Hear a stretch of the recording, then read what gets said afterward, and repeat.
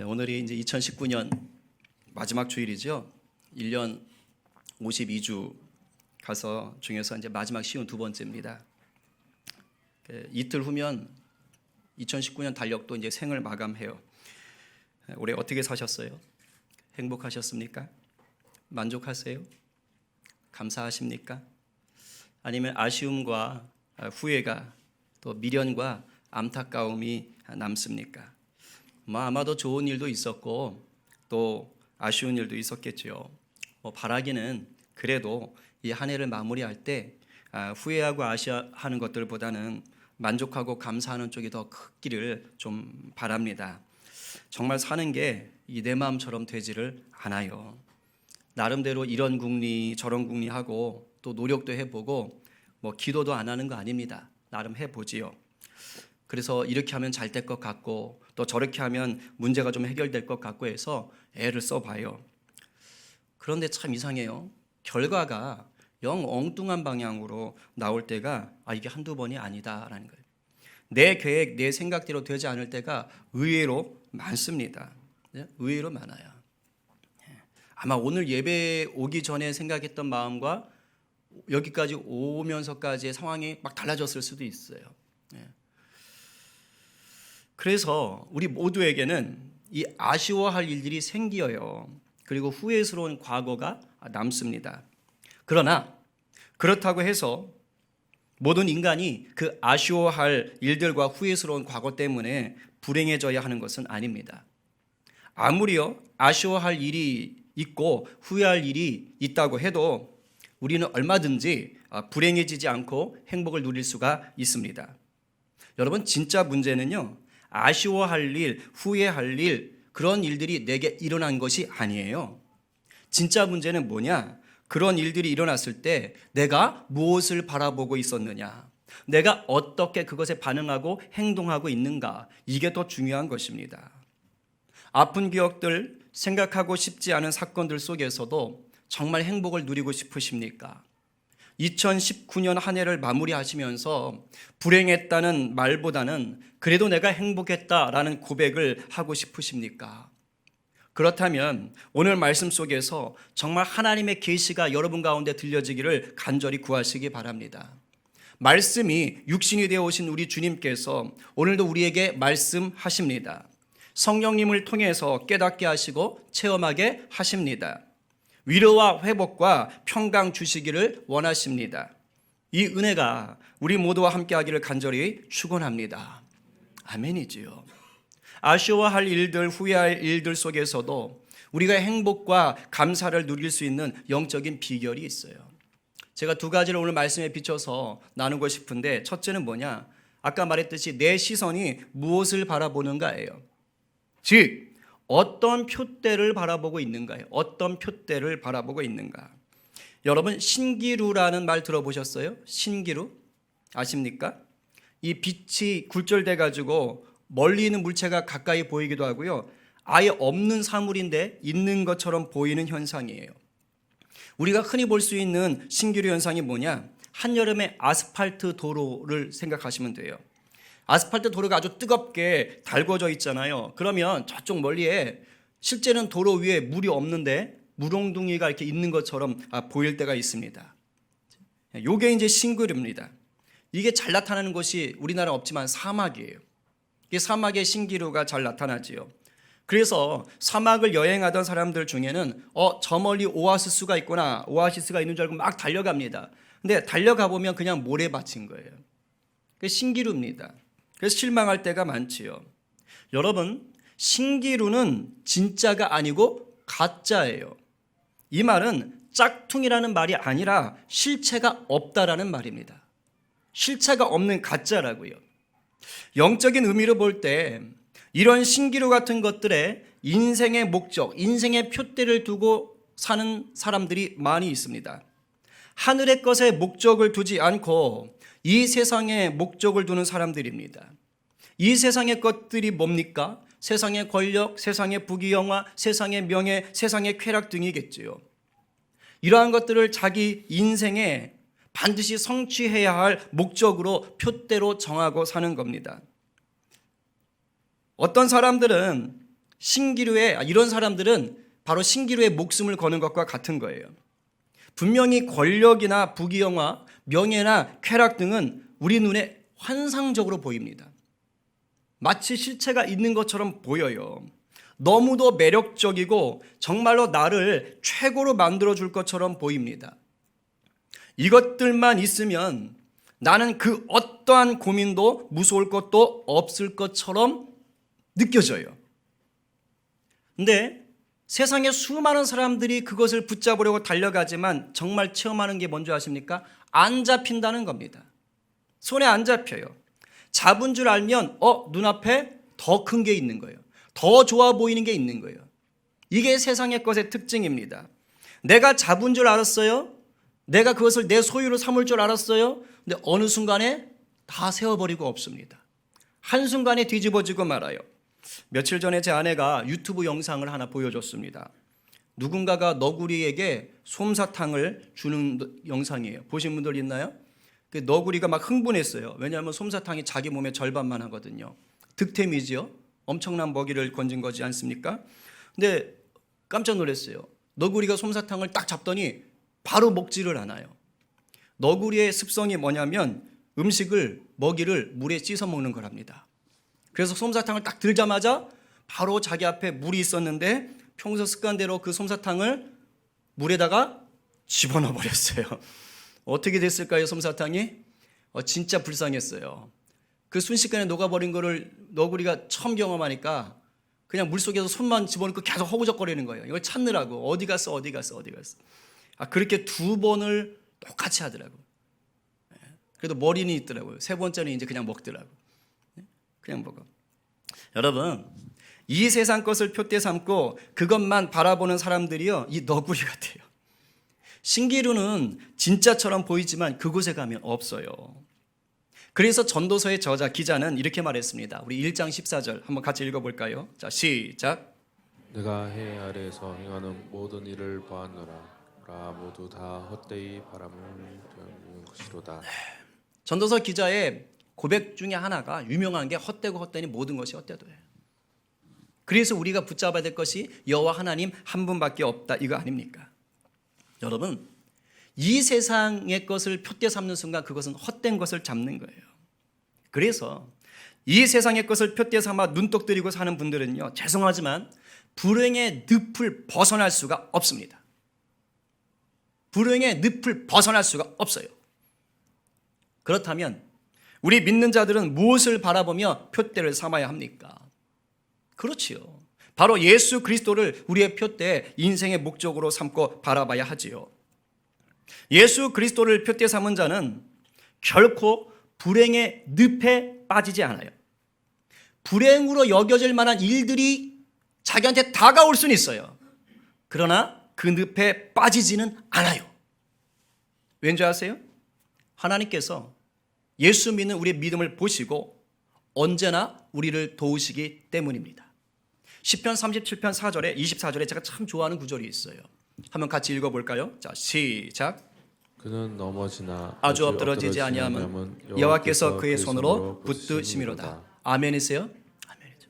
그는 넘어지나, 넘어져요. 그러나 여호와께서 붙잡아줘요. 아주 엎드러지지 않게 하시는 거예요. 여러분, 잘 들어요. 예수 믿어도 우리 인생에 후회할 일 생길 수 있어요. 예수 믿어도 아쉬운 일 생길 수 있어요. 쓰라린 과거 남을 수 있습니다.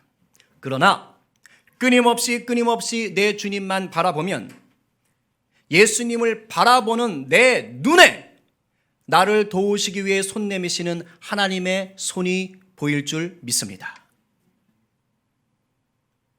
주님을 바라보는 그 눈에 하나님의 손길이 보이는 거예요. 2주 전에 우리 중직자 제자훈련을 마쳤습니다. 제자훈련을 하면서 우리 중직들이 공통적으로 하던 고백들이 있어요.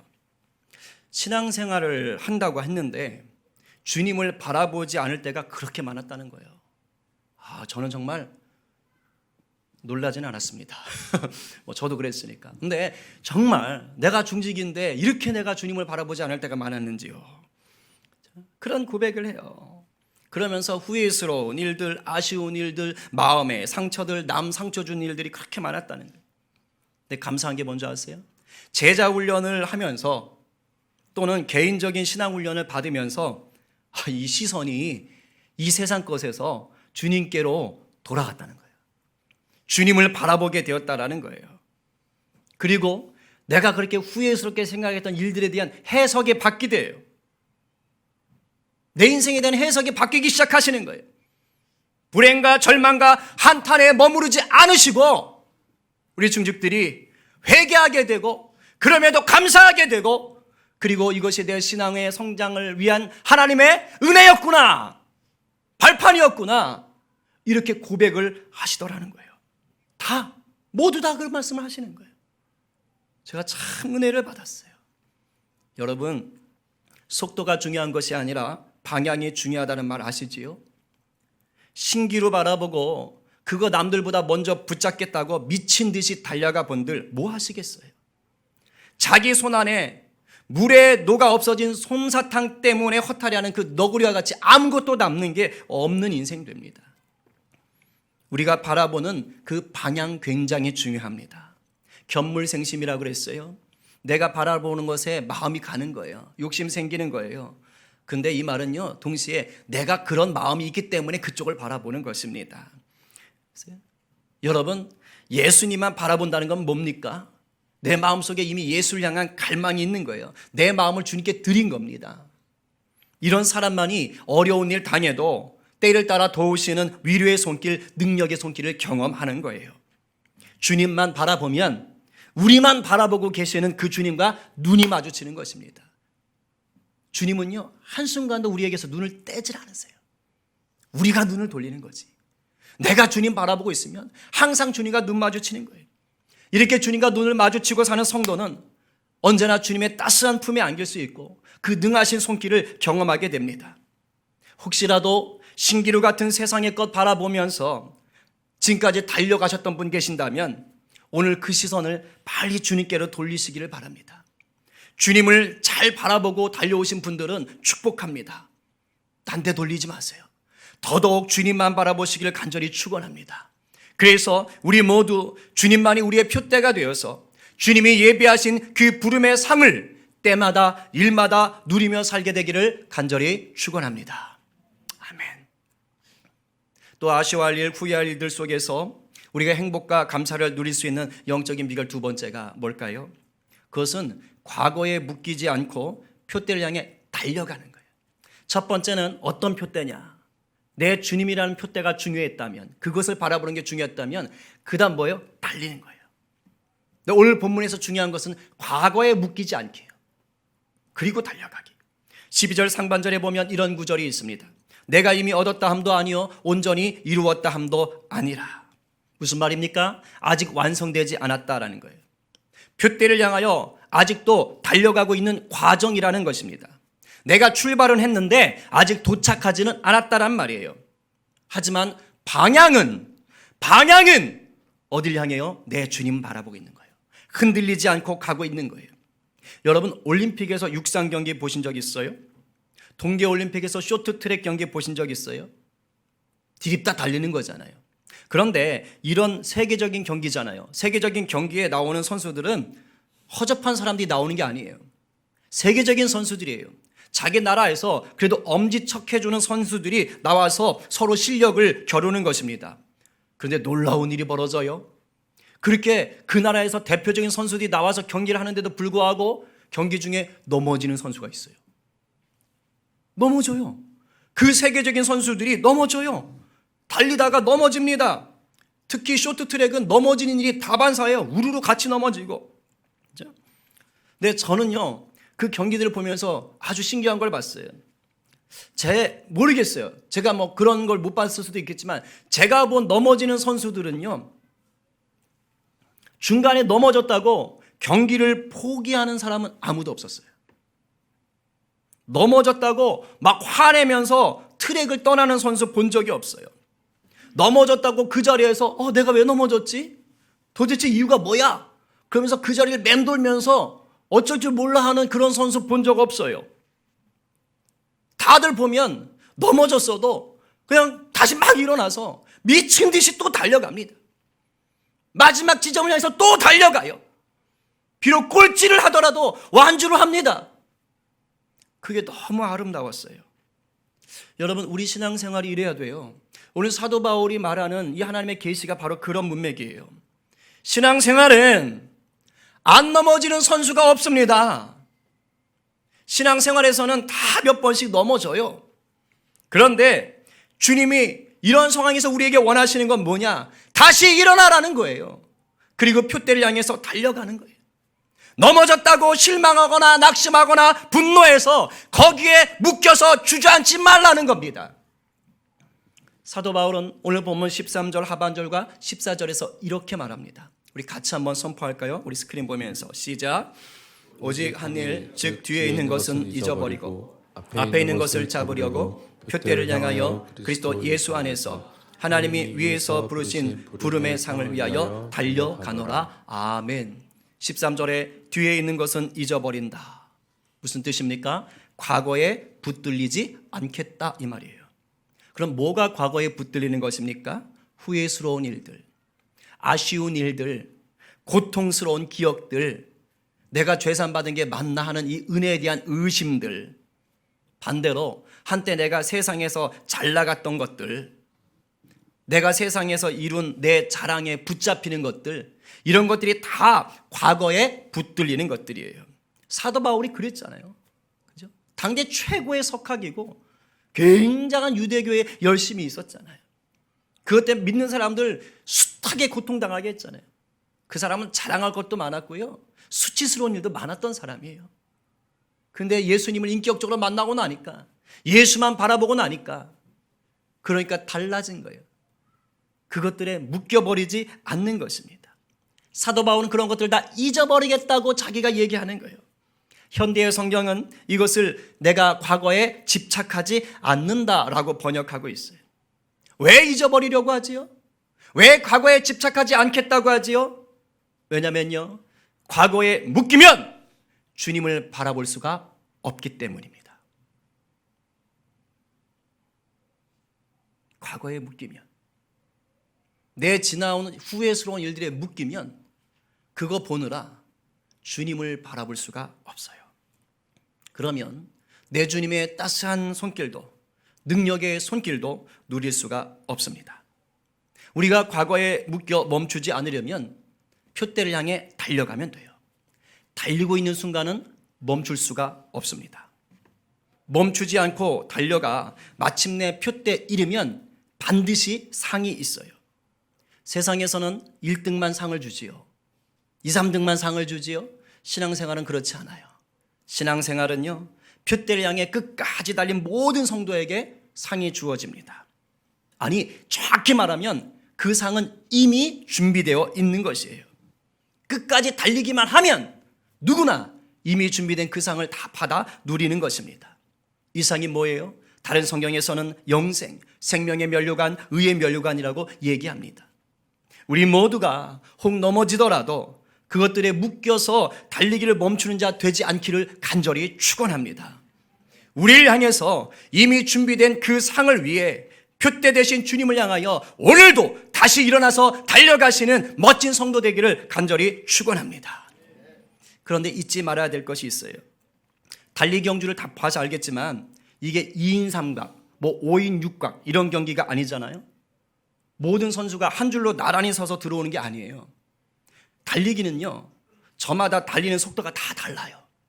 그래서 누구는 빨리 달리고 누구는 좀 더디 달립니다. 이게 정상이에요. 달리기 경기의 정상입니다. 여러분, 신앙생활도 똑같아요. 오늘 사도 바울이 말하는 건 바로 그런 상황이에요. 신앙생활은 나 혼자 달리는 것이 절대 아닙니다. 그리스도의 몸된 교회 공동체가 한 가족이 되어서 함께 달려가는 거예요. 그런데 뭐가 있다고요? 속도의 차이가 있다고요. 방향은 똑같지만 속도의 차이가 있어요. 모두가 같은 경기에 출전한 선수이기 때문에 방향이 똑같고 한 배를 탄 한 가족이에요. 그러나 속도의 차이가 있어요. 뭐예요? 위치가 다를 수 있어요. 신앙의 수준이 좀 다를 수 있어요. 그러나 머리 대신 주님이 그 교회 공동체를 인도하세요. 성령의 교회를 붙들고 있습니다. 이 영적인 원리를 몰라서 신앙생활할 때 자꾸 오해가 생겨요. 어떻게 합니까? 나보다 늦게 오거나 중간에 넘어진 사람을 보고 무시하거나 너는 틀렸어 라고 정죄하는 거예요. 얼마나 교회 안에 이런 것들이 많은지 몰라요. 이런 걸 제일 많이 하는 사람이 목사입니다. 목사예요. 제가 교육자가 되고 목사가 되고 나니까 알게 됐어요. 온통 판단의 영에 사로잡힐 수 있겠구나. 정말 기도 많이 해야겠구나. 제가 얼마나 기도하는지 몰라요. 얼마나 기도하는지 몰라요. 그 다음 누구예요? 신앙생활 오래 하신 분들. 직분자들이에요. 정말 조심하셔야 돼요. 정말 조심하셔야 돼요. 정말 조심하셔야 돼요. 훈련 많이 받은 분들 정말 조심하셔야 돼요. 나도 모르게 여기 붙잡힐 수 있어요. 함께 달려가는 건데, 속도의 차이가 있는 건데 나를 기준 삼기 시작하면 큰일 나는 것입니다. 그리고 또 반대로 나보다 앞서가는 사람을 보면 막 그 사람 질투하고, 또는 그 사람을 마치 주님처럼 우상 숭배하듯이 막 떠받들게 하고, 이거 다 잘못된 거예요. 이런 태도는 표대를 향하여 바르게 달려가는 게 아니에요. 왜? 나 혼자 하는 게 아니니까. 오늘 사도 바울은 신앙생활 너 혼자 달려가는 거 아니야. 그렇게 하면 안 돼. 이렇게 얘기하는 거예요. 그래서 15, 16절에서 그 말을 강조하는 거예요. 우리 이번에는 조금 15, 16절의 개역 개정이 좀 어려워요. 그래서 스크린 보면서 메시지 성경으로 한번 제가 보겠어요. 제가 번역본을 한 8개, 9개를 봤는데 그래도 이게 좀 이해하기가 제일 좋더라고요. 유진 피터스 목사님의 메시지 성경 읽어봅니다. 자, 시작. 하나님께서 우리를 위해 마련하신 것을 모두 얻으려는 사람들은 그 목표에 초점을 맞추어야 합니다.